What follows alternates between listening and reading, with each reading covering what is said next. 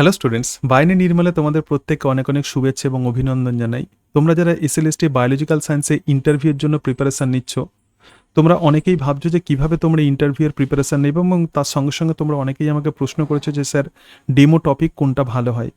সুতরাং আমি তোমাদেরকে বলার চেষ্টা করবো যে ইন্টারভিউয়ের প্রিপারেশন তোমরা কোন ট্র্যাকে নেবে, মানে কোন কোন বিষয় তোমরা দেখে যাবে ইন্টারভিউয়ের জন্য, সেটা যেমন আজকের ভিডিওতে আলোচনা করব। এর সাথে সাথে কোন কোন টপিকগুলো ডেমো দেওয়ার মতো উপযুক্ত হবে সেটাও তোমাদের সাথে আমি আলোচনা করব। এগুলো আমি আমার এক্সপিরিয়েন্স থেকে প্রধানত বলার চেষ্টা করব। যেটা তোমাদের মনে হবে, যেটা সুইটেবল মনে হবে, তো সেরকম ডেমো টপিক তোমরা চয়েস করো।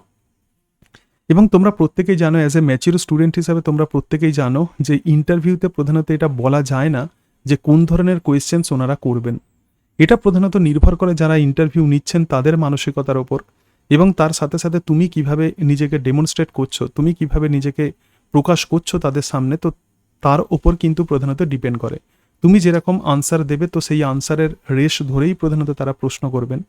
সুতরাং এইভাবে কখনো বলা যায় না যে ইন্টারভিউয়ে কোন ধরনের প্রশ্ন করা হবে। এর সাথে সাথে তোমরা অনেকেই আমাকে বলছে যে স্যার ডেমো ক্লাসে আমি তো এই টপিক চয়েস করেছি, এখান থেকে কোন ধরনের প্রশ্ন করা হবে। দেখো, এটাও কিন্তু বলা যায় না। সবসময় এটা মাথায় রাখবে যে তুমি একজন টিচার হতে চাইছো, সুতরাং তোমাকে কিন্তু এটা জানতে হবে যে কোন ধরনের প্রশ্ন একটা পার্টিকুলার টপিক থেকে হতে পারে। কারণ তুমি যেহেতু টিচার হতে যাচ্ছ, তোমাকে প্রশ্ন তৈরি করতে হবে, পরীক্ষার জন্য তোমাকে প্রশ্ন তৈরি করতে হবে। তো এক্ষেত্রে তাহলে তোমাকে নিজেই কিন্তু জেনে নিতে হবে যে কোন ধরনের প্রশ্ন আসে। তবে আমি তোমাদেরকে সাজেশন দেবো, তোমরা যে টপিকে ডেমো দেবে, তো সেই টপিকে একদম 9-10 লেভেল থেকে +2 লেভেল মানে এইচএস লেভেল, তার সঙ্গে সঙ্গে বিএসসি এবং এমএসসি লেভেল, টোটাল অংশটা কিন্তু কভার করে যাবে। একদম বেসিক লেভেল থেকে ডিপ লেভেল পর্যন্ত কিন্তু কনসেপশন নিয়ে যাবে। একটা গুরুত্বপূর্ণ বিষয় তোমাদেরকে আমি বলি যে তোমরা অনেকেই আমাকে বলছে যে স্যার আপনি কবে ব্যাচ শুরু করবেন। দেখো, তোমাদেরকে বলি যে আমি আর কোনো রকম পেড ব্যাচ কিন্তু আমি শুরু করছি না, বিভিন্ন কারণের জন্য। তাছাড়া আমার একটু শরীরও খারাপ, কয়েকদিন শরীর খারাপ ছিল, তো সেই কারণের জন্য আমি আর কোনো পেড ব্যাচ শুরু করছি না। আমি সেই প্রেসারটা আমি নিতে পারছি না, কারণ তোমরা জানো যে আমি একাই যেহেতু সমস্ত বিষয় আমি হ্যান্ডেল করি। এবং এর সাথে সাথে আমার কিন্তু খুব বড় কোনো কোচিং সেন্টার নয়, যেরকমভাবে প্রফেশনাল যেরকম কোচিং সেন্টার হয় আমি সেরকমভাবে আমি ভাবিও না। আমি প্রধানত ইউটিউবে এই কারণের জন্যই এসেছি, আমার নিজের ভালো লাগা থেকে প্রধানত আমি এসেছি। দেখো, একজন টিচার তিনি যখন রিটায়ার হন, বা আমরা তো প্রত্যেকেই মানুষ, আমাদের কোনো না কোনো একদিন মানে মৃত্যু হবে, আমাদের একটা দিন হয়তো আমরা মারা যাব। কিন্তু আমি সবসময় এরকম ভেবেছিলাম, এই ভেবেই আমার প্রধানত ইউটিউবে আসা, যে আমি যে এত পড়াশোনা করেছি, আমি এক্সটেন্সিভ পড়াশোনা করেছি এবং এখনও আমি প্রচুর পড়াশোনা করি, কারণ পড়তে আমার ভালো লাগে, নোটস তৈরি করতে আমার ভালো লাগে। ছোটোবেলায় বা বিএসসি এমএসসিতে যখন পড়তাম, স্যারেরা যে নোটস দিতেন আমার পছন্দ হতো না, আমার মনে হতো বিভিন্ন বই থেকেই প্রধানত আমি পড়ার চেষ্টা করতাম। এবং সেই সময় আমি ভেবেছিলাম যে কোনো একটা পার্টিকুলার টপিক একদম বেসিক লেভেল থেকে ডিপ লেভেল পর্যন্ত বিভিন্ন বই থেকে কিভাবে আমি সাজিয়ে রিপ্রেজেন্ট করব, সেগুলো আমি নিজের জন্যই করেছিলাম। কিন্তু যখন ইউটিউবে সেগুলো আলোচনা করতাম, তোমরাই আমাকে বলেছিলে যে স্যার এসএসসি ব্যাচ শুরু করুন, এসএসসির ব্যাচ শুরু করুন। অনেকের এই চাহিদা থেকেই প্রধানত আমি এসএসসির ব্যাচ শুরু করেছিলাম, কিন্তু এখন আর এই মুহূর্তে আর কোনো রকম পেড ব্যাচ আমি কিন্তু লঞ্চ করছি না, বিভিন্ন কারণের জন্য, যেটা তোমাদেরকে বললাম। সুতরাং তোমরা যারা আমার প্রতি মানে আমার ব্যাচ আমি কবে শুরু করব সেই আশাতে আছো, তোমরা পারলে তোমরা অন্য কোথাও তোমরা অ্যাডমিশন নিতে পারো, কারণ আমি আর কোনো রকম পেড ব্যাচ আমি শুরু করছি না। কিন্তু তার মানে এটা নয় যে আমি ইউটিউবে ভিডিও করা আমি থামিয়ে দেবো, সেটা নয়। এখন আমার ভিডিওর আপলোড করার আমার ফ্রিকোয়েন্সি বাড়বে, এটা তোমাদেরকে বলতে পারি। এবং ইন্টারভিউয়ের আগে যে সমস্ত ভিডিওগুলো তোমাদেরকে দেবো, আশা করি তোমাদের এক্ষেত্রে যে চাহিদা, অর্থাৎ তোমরা যে জানতে চাইছো সমস্ত টপিক আমি প্রধানত কভার করে দেওয়ার চেষ্টা করবো, যাতে তোমাদের কোনো রকম অসুবিধা না হয়। তাহলে তোমরা যদি ভাবো যে আমি অনেক দূরে সরে গেছি, সেরকম নয়, অ্যাকচুয়ালি আমি তোমাদের কাছাকাছিই আছি। কারণ অনেকেই তোমরা আমার উপর ডিপেন্ড করো, তো সেই জায়গাতে আমি কখনোই সেখান থেকে আমি কখনোই সরে আসবো না। তোমরা আমার প্রতি এই যে ফেথ রেখেছো, তার সঙ্গে সঙ্গে তোমরা আমাকে এই যে ভালোবাসো, তো সেই ভালোবাসাকে আমি কখনোই ছোট করব না।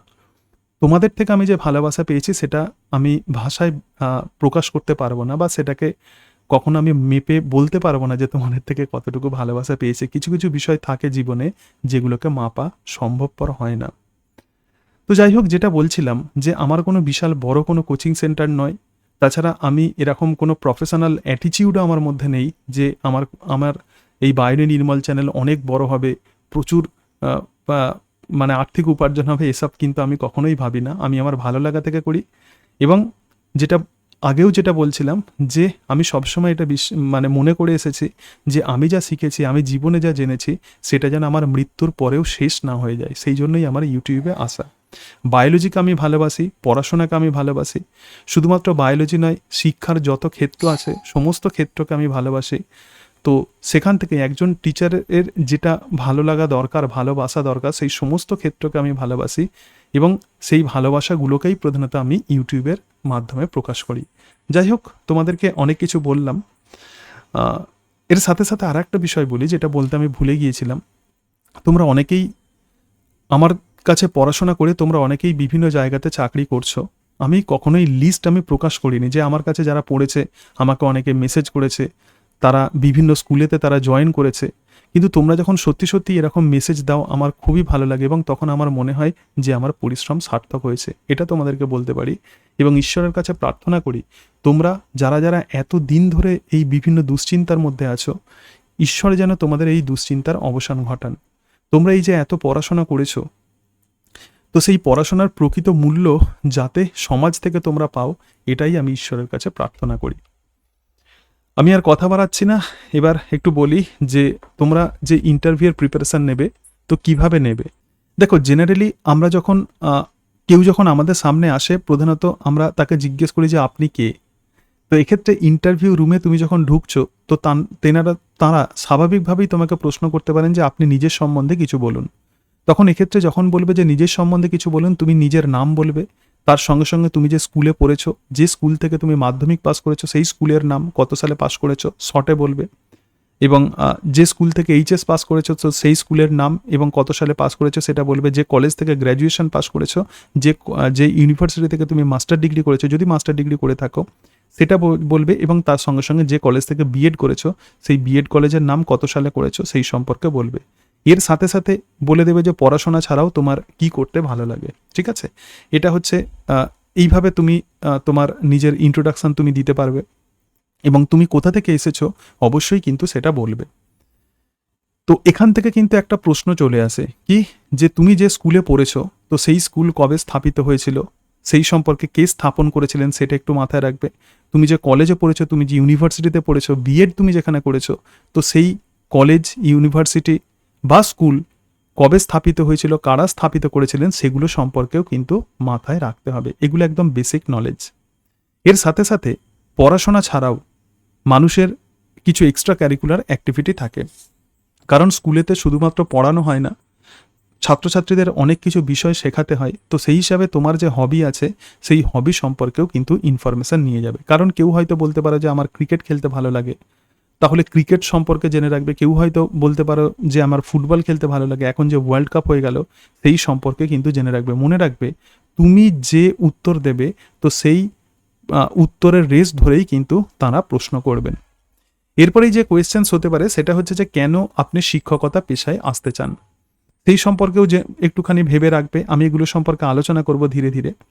এবং এবং এটাও বলতে পারে যে আপনার দুর্বলতা কোথায় এবং আপনার টিচিং স্কিল কেমন। তাহলে এই যে কয়েকটা বিষয় বললাম, এটা একদম তোমার প্রিপারেশনের বেস তৈরি হয়ে গেল। আমরা যখন একটা বাড়ি তৈরি করতে যাই তখন কি করি, তখন তার ভিত খুঁড়ি, তাহলে এটা তোমার ভিত খোঁড়া হয়ে গেল। তো এই বেসিক বিষয়গুলো কিন্তু জেনে রাখবে।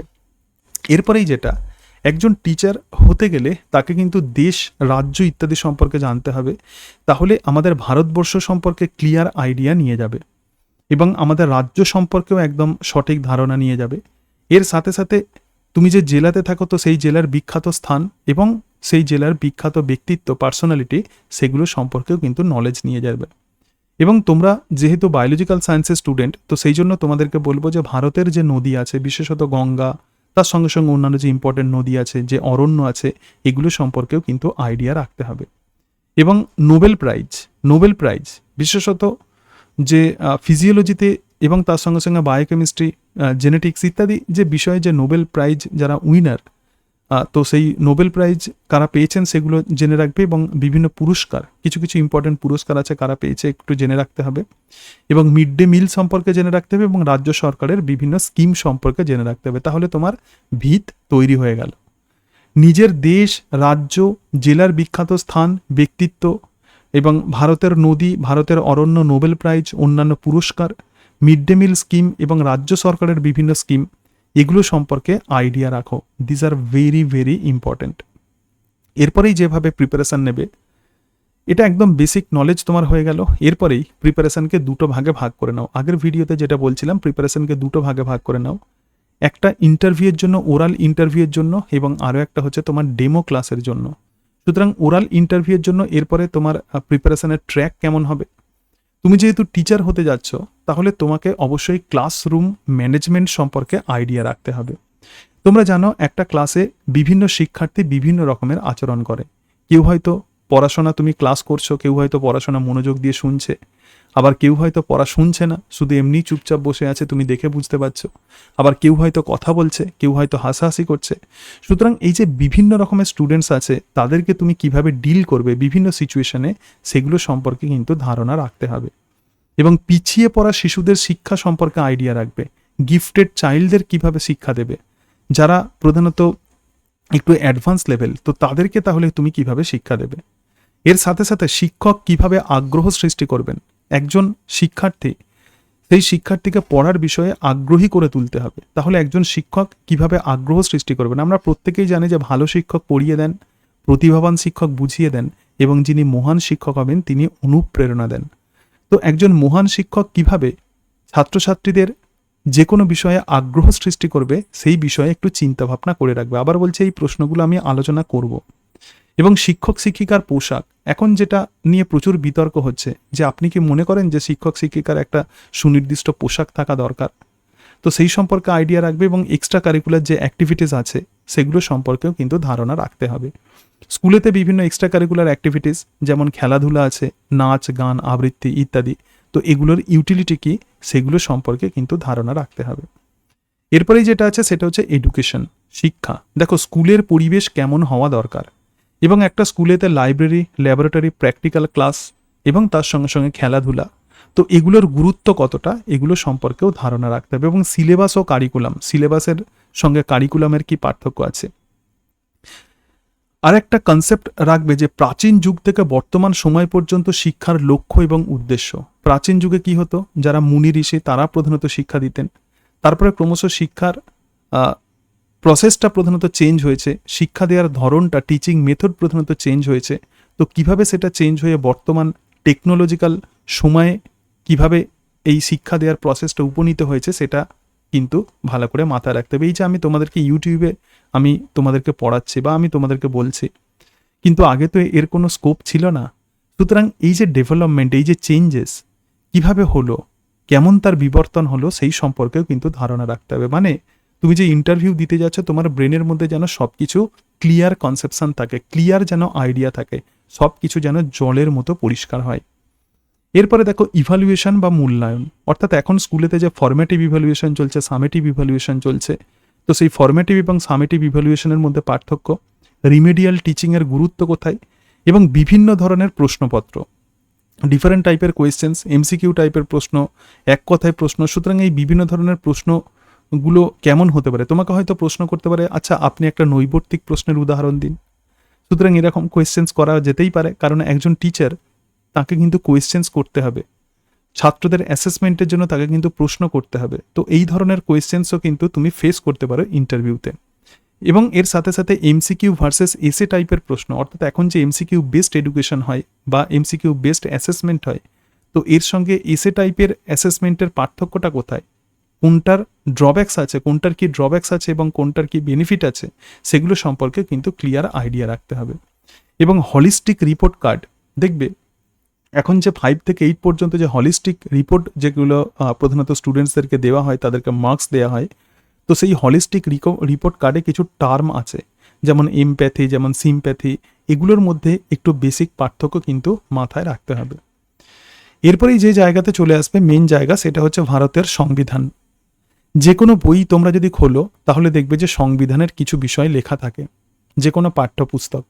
তো একজন টিচারকে সেই জন্য ভারতের সংবিধান সম্পর্কেও আইডিয়া রাখতে হবে, তাহলে মৌলিক অধিকার এবং মৌলিক কর্তব্য ভালোভাবে ধারণা রাখবে। এরপরেই যেটা আছে সেটা হচ্ছে জাতীয় সঙ্গীত এবং জাতীয় স্তোত্র।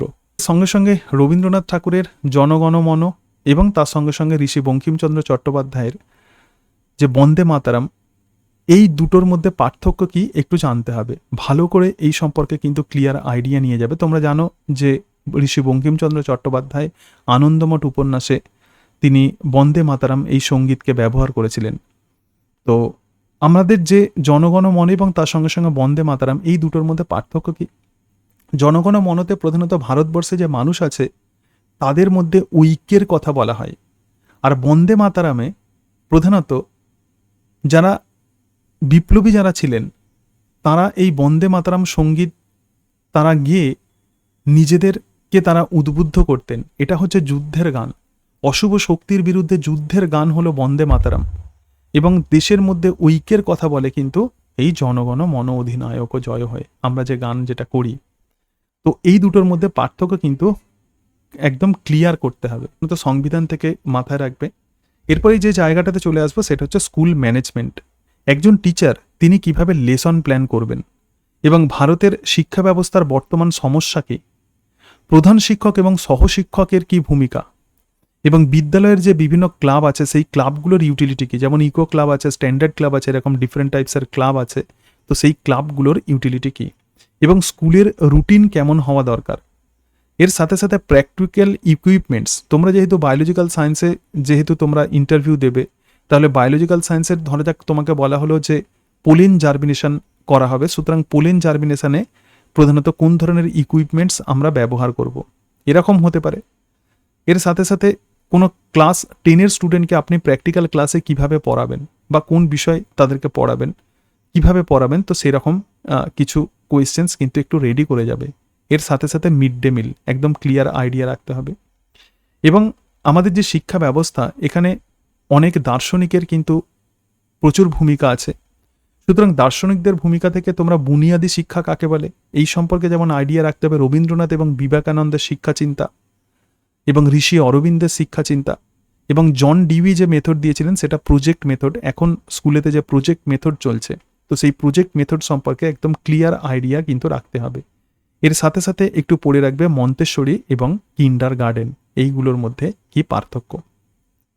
এবং পলিসি অফ এডুকেশনের মধ্যে যেটা অবশ্যই জানতে হবে, national educational policy 2020, national educational policy 2020, এর সাথে সাথে একটু আইডিয়া রাখবে ন্যাশনাল এডুকেশনাল পলিসি 1986, কারণ ন্যাশনাল এডুকেশনাল পলিসি 1986-এ এমন কিছু কিছু টার্মিনোলজি আছে যেগুলো সম্পর্কে জানাটা প্রত্যেকটা টিচারের অত্যন্ত জরুরি, কারণ এখানে বয়স্ক শিক্ষা আছে প্লাস আরও অনেক টার্ম আছে, তো সেই টার্মগুলো একটু মাথায় রাখবে এবং ন্যাশনাল এডুকেশনাল পলিসিতে কী কী চেঞ্জ হচ্ছে সেগুলো সম্পর্কেও মাথায় রাখতে হবে।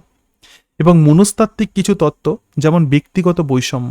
একটা ক্লাসে কিন্তু সমস্ত স্টুডেন্টস একরকম নয়, প্রত্যেকটা স্টুডেন্টসের মধ্যে কোনো না কোনো পার্থক্য আছে, তো সেই ব্যক্তিগত বৈষম্য সম্পর্কে যেমন জানতে হবে, তার সঙ্গে সঙ্গে ইনক্লুসিভ এডুকেশন মানে অন্তর্ভুক্তিমূলক শিক্ষা, প্রত্যেকের জন্য একই শ্রেণীকক্ষে শিক্ষা, তো সেই ইনক্লুসিভ এডুকেশন সম্পর্কেও কনসেপ্ট রাখতে হবে এবং ব্যতিক্রমী শিশু সম্পর্কে ধারণা রাখতে হবে। একদম লাস্ট যেটা বলবো সেটা হচ্ছে টিচিং মেথড। কত রকমের টিচিং মেথড হতে পারে, যেমন ডেমনস্ট্রেশন মেথড হতে পারে, হিউরিস্টিক মেথড হতে পারে, প্রজেক্ট মেথড হতে পারে। মোটামুটি আমার মনে হয় এগুলো সম্পর্কে আইডিয়া রাখলেই ওরাল ইন্টারভিউতে তোমাদের প্রিপারেশান মোরাললেস 80% হয়ে যাবে। এরপরে তাহলে কিভাবে প্রিপারেশান নেবে? এরপরে যে প্রিপারেশান নিতে হবে সেটা হচ্ছে তোমার সাবজেক্ট। তুমি যদি ভাবো যে তুমি রিটেন এক্সামিনেশন দিয়েছো সুতরাং সাবজেক্ট থেকে তোমাকে প্রশ্ন করা হবে না, তাহলে তুমি কিন্তু ভুল ভাবছো। সুতরাং সাবজেক্ট থেকে কিন্তু প্রশ্ন তোমাকে অবশ্যই করা হতে পারে।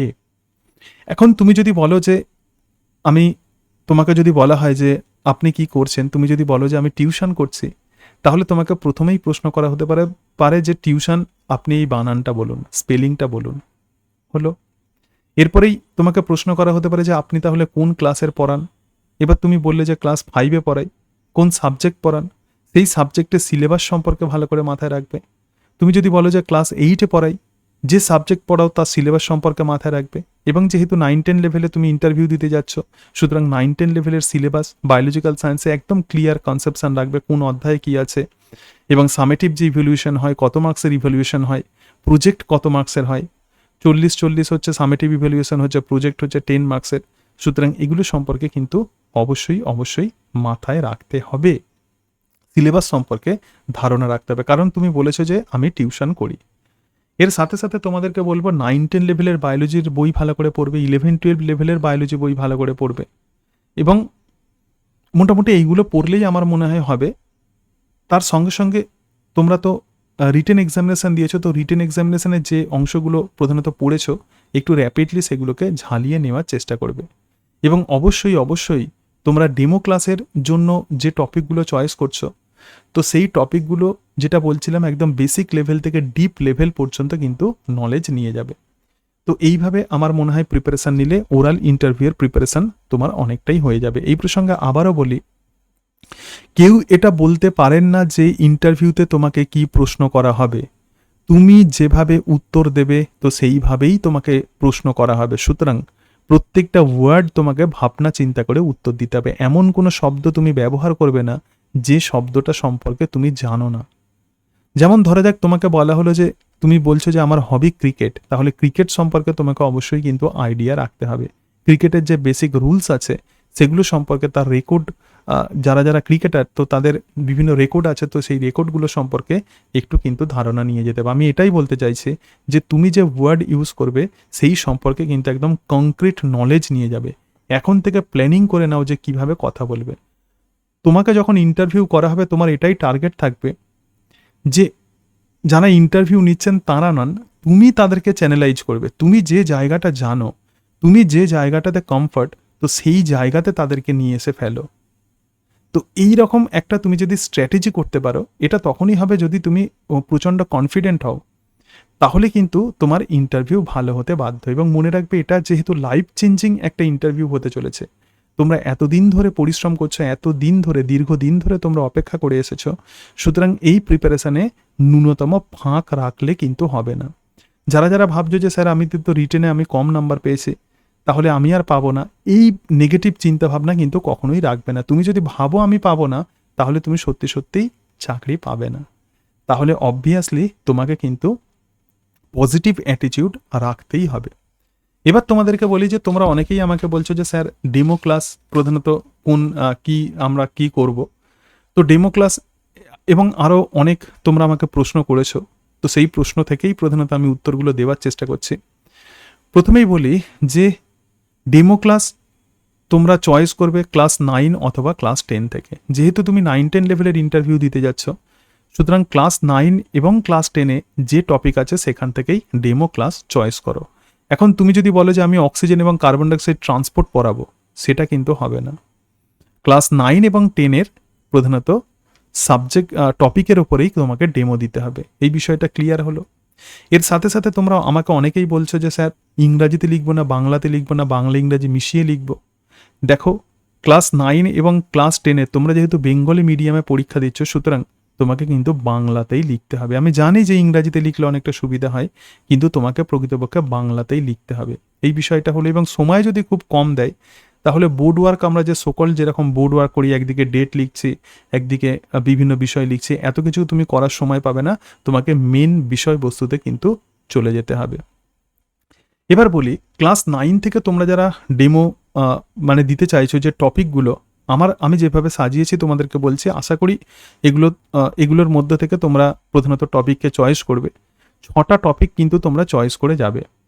এর আগের ভিডিওতে আমি বলেছি, আবারও বলছি, যে জেনারেলি তোমাকে বলবে যে আপনি কোন টপিকের ওপর ডেমো দিতে চান, জেনারেলি এটা বলা হবে। কিন্তু তুমি ধরা যাক তুমি বোটানি স্টুডেন্ট, স্কুলেতে প্রধানত বোটানি, জুলজি, ফিজিওলজি এর কোনো রকম পার্থক্য নেই। তাহলে তুমি যদি বলো যে আমি বোটানি স্টুডেন্ট, তোমাকে এটা বলা হতেই পারে যে আপনি জুলজির কোনো একটা টপিকের ওপর ডেমো দিন, কারণ স্কুলেতে তো এরকম একজন টিচারকে তো সব কিছু সাবজেক্ট পড়াতে হয়। তো সেই হিসাবে জুলজি থেকে 2টো, বোটানি থেকে 2টো এবং ফিজিওলজি থেকে 2টো ডেমো টপিক ভালো করে তৈরি করে নিয়ে যাবে। কোনো রকম স্কোপ কিন্তু দিলে হবে না। এবং সবসময় এটা কনফিডেন্স রাখবে যে তুমি যেহেতু ক্লাস 9-10, তুমি যেহেতু টিচার হতে যাচ্ছ, তাহলে ক্লাস 9-10-এর বায়োলজিতে তোমার একদম 100% নলেজ আছে, এটা সবসময় মাথায় রাখবে। সুতরাং এই জায়গা থেকে তোমাকে যেরকমই প্রশ্ন করা হোক না কেন তুমি নিশ্চয়ই তার উত্তর দিতে পারবে। এবার বলি ক্লাস 9-এর প্রধানত কোন টপিকগুলো তোমরা চয়েস করতে পারো। প্রথম কথা জীবনের উৎপত্তি, এটা তোমরা চয়েস করতে পারো। এর সাথে সাথে দ্বিপদ নামকরণ পদ্ধতি অনেক ইজি, সিম্পলি তোমরা এটা চয়েস করতে পারো। এবং জীবের যে 5টি রাজ্য আছে, কিংডম, মোনেরা, প্রোটিস্টা, ফাঞ্জি, জাস্ট তাদের বৈশিষ্ট্যগুলো বলতে পারো। অথবা উদ্ভিদ রাজ্যের শ্রেণীবিন্যাস। আমি যে টপিকগুলো বলছি, হয়তো উদ্ভিদ রাজ্যের শ্রেণীবিন্যাস অনেকটা লেন্দি হতে পারে, আমি এই টপিকগুলো বলছি, এবার তোমরা এগুলোর মধ্যে থেকে তোমরা কিন্তু সিলেকশন করতে পারো। এরপরে যে সেকেন্ড চ্যাপ্টার আছে দেখো, বৃহৎ জৈব অণু হিসেবে প্রোটিনকে তোমরা নিতে পারো। প্রোটিনে অ্যামাইনো অ্যাসিড ইত্যাদি অনেক কিছু বোঝানোর ব্যাপার আছে। অথবা বৃহৎ জৈব অণু হিসেবে তোমরা নিউক্লিক অ্যাসিডকে নিতে পারো, ডিএনএ স্ট্রাকচার তোমরা বোঝাতে পারো। কোষ পর্দার গঠন এবং কাজ, এটা একটা ডেমো টপিক হতে পারে। অথবা মাইটোকন্ড্রিয়ার গঠন ও কাজ। এবং জটিল স্থায়ী কলা হিসেবে ফ্লোয়েমকে চয়েস করতে পারো, এবং পেশি কলার গঠন ও কাজ। এবার তৃতীয় চ্যাপ্টারে চলে আসে, যেটাকে বলা হচ্ছে জৈবনিক প্রক্রিয়া, যেমন সালোক সংশ্লেষের আলোক দশা। ফটোসিনথেসিস যদি চয়েস করো, সালোক টোটালটা পড়াতে যাবে না, সালোক সংশ্লেষের আলোক দশা। অথবা নিতে পারো অভিশ্রবণ পদ্ধতি, অথবা চয়েস করতে পারো রসের উৎস, অথবা চয়েস করতে পারো ফ্লোয়েমের মধ্য দিয়ে পরিবহন। আর প্রাণী শারীরবিদ্যা অংশে মানুষের শ্বাস প্রক্রিয়া, আমরা কিভাবে অক্সিজেন নিচে কার্বন ডাইঅক্সাইড ছাড়ছি, তুমি তোমার বডি ল্যাঙ্গুয়েজ দিয়ে সেটাকে বোঝাতে পারবে। অথবা পরিপাককারী বিভিন্ন উৎসেচক, কার্বোহাইড্রেট, প্রোটিন, লিপিড পরিপাককারী বিভিন্ন উৎসেচক। ক্লাস 9-এর এখানে এই জায়গাটা অনেক কিছু বোঝার আছে, এবং এখানে স্ট্রেস দেওয়া হয়েছে 9-এর সিলেবাসে। রক্তের গ্রুপ বা শ্রেণী এটা বোঝাতে পারো, অথবা হৃৎপিণ্ডের মধ্য দিয়ে রক্ত সংবহন। এর সাথে সাথে করতে পারো নেফ্রনের গঠন আর কাজ। আর ফোর্থ চ্যাপ্টার যেটা আছে সেটা হচ্ছে জীববিদ্যা ও মানব কল্যাণ। এখানে অনাক্রমতার প্রকারভেদ এটা রাখতে পারো, অর্থাৎ সহজাত অনাক্রমতা, অর্জিত অনাক্রমতা। অথবা এটা রাখতে পারো অ্যান্টিবডির গঠন, প্রকারভেদ ও কাজ। অথবা ইমিউনো রেসপন্সের প্রাথমিক ধারণা। ইমিউনো রেসপন্সও কিন্তু খুব ভালো টপিক। অথবা রাখতে পারো মানবদেহে রোগ সৃষ্টিকারী জীবাণু, যেমন ম্যালেরিয়া, ডেঙ্গু এবং এইডস। আর চ্যাপ্টার 5 যেটা আছে সেটা হচ্ছে পরিবেশ ও তার সম্পদ। পপুলেশন তোমরা চয়েস করতে পারো, পপুলেশন ধারণা ও বৃদ্ধি নিয়ন্ত্রক শর্তাবলী। কারণ পপুলেশনের গ্রাফ আছে, তো সেই গ্রাফটা তোমরা বোঝাতে পারো এক্সপোনেনশিয়াল এবং তার সঙ্গে সঙ্গে জে শেপের গ্রোথ কার্ভ। এর সাথে সাথে বাস্তুতন্ত্রের যে জীবজ শর্তাবলী আছে, কোনটা প্রডিউসার, কনজিউমার ইত্যাদি, ডিকম্পোজার। তো এই অংশগুলো প্রধানত 9-এর বিভিন্ন টপিক বললাম, যেগুলো ডেমো দেওয়ার মতো। আমি আমার অভিজ্ঞতা থেকে বলছি, এর বাইরেও তুমি টপিক তোমরা চয়েস করতে পারো। জাস্ট তোমরা ভাবছো বা চিন্তা করছো যে কোন টপিকগুলো প্রধানত দিলে ভালো হয়, সেই জন্য তোমাদের সঙ্গে আলোচনা করছি। এবং ক্লাস 10 থেকে যদি নাও, তাহলে দেখো প্রথম যে চ্যাপ্টার আছে জীবজগতের নিয়ন্ত্রণ ও সমন্বয়। এক্ষেত্রে উদ্ভিদের দিক নির্ণীত চলন বা ট্রপিক চলন চয়েস করতে পারো। উদ্ভিদ হরমোন হিসাবে অক্সিন অথবা জিব্বারেলিন চয়েস করতে পারো, খুব ভালো টপিক অক্সিন। অক্সিনে এক্সপেরিমেন্ট তোমরা বোঝাতে পারবে, ঠিক আছে, যেটা ডারউইন যে এক্সপেরিমেন্ট করেছিলেন, যে কেন একটা গাছের শাখা প্রধানত আলোর দিকে বেঁকে যাচ্ছে। তার সঙ্গে সঙ্গে দেখো মানবদেহের পিটুইটারি গ্রন্থি, পিটুইটারি থেকে ডিফারেন্ট টাইপের যে হরমোন তৈরি হয়।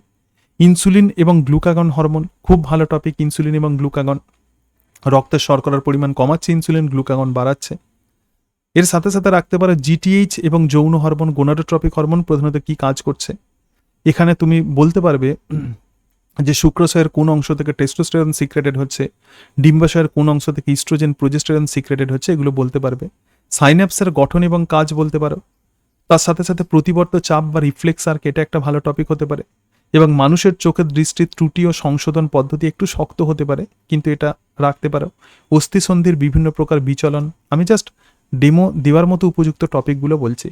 সেকেন্ড চ্যাপ্টার যেটা আছে জীবনের প্রবাহমানতা, এখানে ইউক্যারিওটিক ক্রোমোজোমের বিভিন্ন অঙ্গ সংস্থান ছবির সাহায্যে বোঝাতে পারবে। কোষচক্র বা সেল সাইকেল বোঝাতে পারবে। মাইটোসিস ও মিওসিস কোষ বিভাজনের পার্থক্য বোঝাতে পারবে। যৌনুক্রম বোঝাতে পারবে। এবং সপুষ্পক উদ্ভিদের যৌন জনন, ভালোভাবে ছবি তুমি যদি আঁকতে পারো, সপুষ্পক উদ্ভিদের যৌন জনন বোঝাতে পারবে। থার্ড চ্যাপ্টার যেটা আছে সেটা হচ্ছে বংশগতি এবং কয়েকটা জিনগত রোগ। এক্ষেত্রে মেন্ডেলের একসংকর জনন ও পৃথক ভবন সূত্র, এটা বলতে পারো। অথবা মানুষের লিঙ্গ নির্ধারণ সম্পর্কে ধারণা, এটাও ভালো টপিক।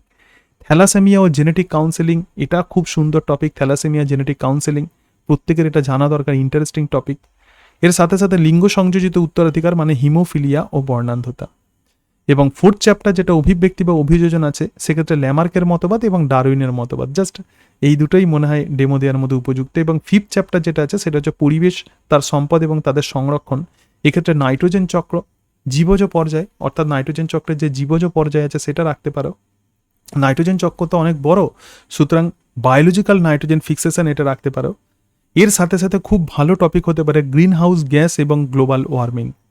তো এখানে তুমি অনেক কনসেপশন দিতে পারবে, সিম্পল ছবির সাহায্যে তুমি বোঝাতে পারবে গ্রিন হাউস গ্যাস এবং তার সাথে সাথে গ্লোবাল ওয়ার্মিং। তো এগুলোই প্রধানত ডেমো দেওয়ার মতো টপিক হতে পারে। আবারও তোমাদেরকে বলি, যে টপিক তোমরা ডেমো দিতে যাচ্ছ তো সেই টপিকে ডিপ নলেজ যেমন নিয়ে যাবে, তার সঙ্গে সঙ্গে স্ক্রিপ্ট তৈরি করে নেবে। প্রথমেই একটা প্রশ্ন করবে, প্রথমেই একদম টপিক লিখে দেবে না, প্রথমেই একটা প্রশ্ন করবে, প্রশ্ন করে তারপরে টপিকে চলে যাবে, টপিকটাকে লিখবে যে ক্লাস 9 অবশ্যই কোন ক্লাস এবং কি টপিক পড়াচ্ছ সেটা কিন্তু মাথায় রাখবে, ঠিক আছে? তো সেটা লিখলে শ্রেণীটাকে তোমাকে অবশ্যই লিখতে হবে। ডেট টাইম এসব না লেখার সুযোগ পেলেও ক্লাস এবং তার সঙ্গে সঙ্গে তুমি যে টপিক পড়াচ্ছ সেই টপিক কিন্তু বোর্ডেতে অবশ্যই লিখতে হবে। এরপরে একদম মেন জায়গাতে চলে যাও, প্রধান টপিকে চলে যাও এবং মাঝখানে কিছু হয়তো প্রশ্ন করো এবং মাথায় রাখবে বায়োলজিতে কিন্তু ছবি কথা বলে, সুতরাং ম্যাক্সিমাম ছবি ইউজ করার চেষ্টা করবে, যেগুলো সিম্পল ছবি, তো সেই সিম্পল ছবিগুলো তোমরা ইউজ করার চেষ্টা করবে। তো এই হচ্ছে বিষয়, সমগ্র বিষয় তোমাদের সঙ্গে আমি আলোচনা করলাম। এর সাথে সাথে আগামী কয়েকটা ক্লাসে যে টপিকগুলো তোমাদেরকে বললাম, আমি অলরেডি অনেক ডেমো ক্লাস আমি তোমাদেরকে দিয়েছি। তো আমার চ্যানেলে গেলেই তোমরা সেই ডেমো ক্লাসগুলো তোমরা দেখে নিতে পারবে। আমি নিজে ডেমো দিয়ে তোমাদেরকে দেখিয়েছি যে কিভাবে প্রধানত তোমরা বলতে পারো। সুতরাং সেই ডেমো ক্লাসগুলো তোমরা দেখলে হয়তো তোমাদের আইডিয়া তৈরি হবে। দেখো, আমি যতটা সহজে আমি বলছি যে তুমি দেখবে যে তুমি যখন স্বতঃস্ফূর্তভাবে কোনো ছাত্রছাত্রীদের পড়াও, তোমার কিন্তু পারফরমেন্স অটোমেটিক্যালি 100% ভালো হয়। কিন্তু যখনই তুমি অনেকের সামনে এই যে পরীক্ষা যখন তোমার হচ্ছে, তো সেই সময় তুমি যখন পড়াচ্ছ তখন কিন্তু তোমার পারফরমেন্স অনেকটাই কমে যাবে। তো এটা কিন্তু তোমাকে মেনে নিতেই হবে, কিন্তু সেখানে ভুলে গেলে চলবে না, ঠিক আছে? সেখানে ভুলে গেলে চলবে না এবং সবসময় ডেমো দিয়ে দেখবে যে তুমি বেরিয়ে এসে তুমি ভাববে এর থেকে আমি আরও অনেক ভালো পড়াতে পারতাম। সুতরাং এটা মনে হবে, শুধু তোমার নয়, প্রত্যেকেরই মনে হবে। তো ডেমো দিতে দিতে কিন্তু কখনোই এটা ভাববে না যে আমার ডেমোটা খারাপ হয়ে যাচ্ছে, তো এটা কিন্তু কখনোই ভাববে না। এবং আরও একটা বিষয় বলি, যে ইন্টারভিউ দিতে গিয়ে হয়তো তুমি কোনো প্রশ্নের উত্তর জানলে না, তখন তুমি বলে দেবে যে স্যার এই মুহূর্তে আমার এই প্রশ্নের উত্তর মনে পড়ছে না। কিন্তু যেগুলো কনসেপচুয়াল কোয়েশ্চেন্স, যেমন ধরে যাক তোমাকে বলা হলো যে ক্লাসে একটা ছাত্র কথা বলছে, তুমি কি করবে? দুজন কথা বলছে তুমি যখন পড়াচ্ছ, তো এই প্রশ্নের উত্তর কিন্তু তুমি যদি বলো যে আমি জানি না বা এই মুহূর্তে আমার মনে পড়ছে না, এরকম নয়। যে প্রশ্নগুলো ইনফরমেটিভ, যেমন তোমাকে যদি বলা হয় যে একটা নাইট্রোজেন বা অ্যামোনিফাইং একটা ব্যাকটেরিয়ার নাম করো, ধরো যাক তোমার সেই মুহূর্তে মনে পড়ছে না, এটা তুমি যদি বলো তাহলে তার মার্সি আছে। কিন্তু কনসেপচুয়াল প্রশ্নের উত্তরে কিন্তু কোনো রকম মার্সি নেই। এই বিষয়গুলো একটু মাথায় রাখতে হবে এবং এগুলো নিয়ে ভেবেও নিতে হবে। আমি যতটুকু পারা যায় আমি ইউটিউবে তোমাদেরকে এই ইন্টারভিউয়ের প্রিপারেশান দেওয়ার চেষ্টা করবো। তোমরা একটু ক্লাসগুলো দেখবে যে তোমাদের অনেকটাই সুবিধা হবে। এবং আবারও বলছি, নিজেকে বোঝাও, মেডিটেশান করো দরকার হলে। একদম সকালবেলা ঘুম থেকে উঠে 5 থেকে 6 মিনিট বসে চিন্তা করো যে সারাদিন তুমি কি পড়বে, কিভাবে তুমি প্রিপারেশান নেবে, এগুলো চিন্তা করো। এই যে তোমার সামনে যে 24 ঘন্টা আছে, এই 24 ঘন্টা সময়কে তুমি কিভাবে এফেক্টিভলি ইউটিলাইজ করবে সেটা কিন্তু একটু ভেবে নাও। তারপরে তোমার দিন শুরু করো। নিশ্চয়ই ধীরে ধীরে এইভাবে প্রিপারেশান হতে একদম তুমি প্রিপারেশানের একদম আলটিমেট লেভেলে চলে যাবে। দেখবে যে অনেক কনফিডেন্স পাবে এবং সেই কনফিডেন্সের ওপরে বেস করে ইন্টারভিউ দাও। মাথায় রাখবে, ইন্টারভিউতে কনফিডেন্স ইজ ভেরি এসেন্সিয়াল। তোমার যদি কনফিডেন্স যদি না থাকে, আত্মবিশ্বাস যদি না থাকে, তাহলে কিন্তু ইন্টারভিউ তোমার ভালো হবে না। এবং সবসময় এটা নিজেকে বলবে যে আমি এই চাকরি পাবো, আমি এসএলএসটিতে ক্র্যাক করব, এটা কিন্তু সবসময় মাথায় রাখবে। তো যাই হোক, আজকে তাহলে এই পর্যন্তই। আবারও তোমাদেরকে বলি যে আমি কিন্তু কোনো রকম অনলাইন মানে ব্যাচ, যেটাকে বলে সকল পেড ব্যাচ, আমি কিন্তু কোনো রকম লঞ্চ করছি না বিভিন্ন কারণের জন্য। তাছাড়া আমার একটু শরীরও খারাপ, সেই কারণের জন্য একদম নিয়ম করে আমি যে ক্লাস করব, তো বিভিন্ন কারণের জন্য তো সেটা আমি করতে পারছি না। কিন্তু ইউটিউবে আমি থাকবো, এইভাবে ভিডিও আপলোড করব, তোমরা একটু ফলো করো। এবার একটু ফ্রিকোয়েন্সি বাড়বে ভিডিও দেওয়ার, সুতরাং সেগুলো ফলো করো, নিশ্চয়ই তোমরা বেনিফিটেড হবে। এবং দেখো, আবারও তোমাদেরকে বলছি, আমার কোনো বিশাল বড় কোনো কোচিং সেন্টার নই, বা আমি কখনো এটা ভাবি না, আমি কারোর সঙ্গে কখনো কম্পিটিশান করি না। যে যেরকমভাবে কাজ করছে, যারা যেভাবে কাজ করছে তারা সেইভাবে করুক, আমি আমার মতো করে কাজ করব। আমি আমার ভালো লাগা থেকে, আমি যেহেতু ভিডিও তৈরি করে, সো আমার এই ভালো লাগা থেকেই আমি করে যাব। এবং আমি কখনোই ভাবি না যে কতজন আমার দেখছে, এই সমস্ত বিষয়ে আমি কখনোই অবসেসড হই না। ঠিক আছে? কারোর সঙ্গে আমার কোনো কম্পিটিশান নেই, কারোর সঙ্গে আমার কোনো শত্রুতা নেই বা কারোর সঙ্গে আমার কোনো বন্ধুত্বও নেই, কোনো চ্যানেলের সঙ্গে বা কোনো কোচিং সেন্টারের সঙ্গে আমার কোনো বন্ধুত্বও নেই। আমি আমার ভালো লাগা থেকে আমি করি, আমার যেটা ভালো লাগে, আমি যেটা জানি সেটা আমি প্রকাশ করি, একটা মিডিয়াতে প্রকাশ করি। যখন ইউটিউব ছিল না তখন আমি ভাবতাম যে কোনো একটা মাধ্যম যদি থাকতো যেখানে আমি আমার নলেজকে আমি রেখে যেতে পারতাম তাহলে খুব ভালো হতো। পরে যখন ইউটিউবে দেখলাম যে এটা একটা মিডিয়া মাধ্যম, এটা একটা ভালো মাধ্যম যেখানে আমি যেটা জানি সেটা রেখে যেতে পারি, তো সেই কারণের জন্যই আমার ইউটিউবে আসা। কোনো রকম বিজনেস ওরিয়েন্টেড মেন্টালিটি নিয়ে আমি এখানে আসিনি। সুতরাং আমি আর কোনো রকম পেড ব্যাচ আমি করছি না, কিন্তু আমি তোমাদের সঙ্গে থাকবো, তোমাদের হাত ছেড়ে চলে যাব না। কারণ আমি তোমাদের থেকে সেই মেসেজের প্রত্যাশী যে তোমরা আমাকে বলবে নিশ্চয়ই যে স্যার আপনার ভিডিও দেখে বা আপনার চ্যানেল ফলো করে আমরা চাকরি পেয়েছি। অনেকেই আমাকে যেরকমভাবে মেসেজ করেছে যে আপনার গাইডেন্সে আমরা এই চাকরি পেয়েছি, আমি তোমাদের থেকেও সেই প্রত্যাশা করছি এবং এটাই আমার পাওনা, এছাড়া আর কিছু নয়। এবং আরেকটা কথা তোমাদেরকে বলি যে এমন কোনো স্টুডেন্টস নেই যে অর্থের জন্য আমার কাছে পড়তে পারেনি। সুতরাং এরকম কোনো স্টুডেন্টস কিন্তু নেই। যতজন তোমরা আমাকে বলেছো যে আমার এই অসুবিধা আছে, আমি কিন্তু সব ক্ষেত্রে আমি কিন্তু তোমাদেরকে বিশ্বাস করেছি। তো এটাই তোমাদেরকে বলার ছিল। এই মুহূর্তে আর কোনো রকম পেড ব্যাচ আমি আর করব না। আমার ভালো লাগা থেকে আমি প্রধানত ভিডিও করে যাব যাতে তোমাদের উপকার হয়, তো সেই কাজই আমি করার চেষ্টা করব। আবার বলছি যে তোমরা আমাকে ভালোবেসেছো, সেই ভালোবাসার কে আমি মাপতে পারবো না। কিছু জিনিস আছে যেটাকে মাপা যায় না, যেটাকে মেজারমেন্ট করা যায় না। তো জীবন বলতে আমাদের এটাই, যে ছোট ছোট ভালোবাসা পাওয়া, মানুষের থেকে ছোট ছোট ভালোবাসা পাওয়া, যারা অসহায়, যাদের সত্যি সত্যি প্রয়োজন, তো তাদের পাশে যদি আমরা দাঁড়াতে পারি সেটাই আমাদের জীবনের মূল উদ্দেশ্য এবং সেটাই কিন্তু সব থেকে বড় পাওনা। তো এই ছিল আজকের বিষয়। হয়তো অনেক কিছু বললাম ইমোশনালি, যাই হোক কিছু মনে করো না। তোমরা সকলে ভালো থেকো, তোমাদের প্রত্যেকের উজ্জ্বল ভবিষ্যৎ কামনা করি। আজকে তাহলে এই পর্যন্তই। থ্যাংক ইউ, ধন্যবাদ। আবার বলি তোমরা সবাই ভালো থেকো, তোমাদের প্রত্যেকের অনেক অনেক উজ্জ্বল ভবিষ্যৎ কামনা করি এবং তোমাদের থেকে আমি সেই মেসেজের প্রত্যাশী যে তোমরা আমাকে বলবে যে স্যার আপনার ক্লাস করে, আপনাকে ফলো করে আমরা চাকরি করছি, যেরকম আগে অনেক স্টুডেন্ট যেমন বলেছে। তো আমি তোমাদের থেকে সেটাও শুনতে চাই, সেটাই শুনতে চাই। তোমরা যখন এটা বলো তখন আমার প্রচুর আনন্দ হয় এবং আমার মনে হয় যে আমার পরিশ্রম সার্থক হয়েছে। Thank you and that's it.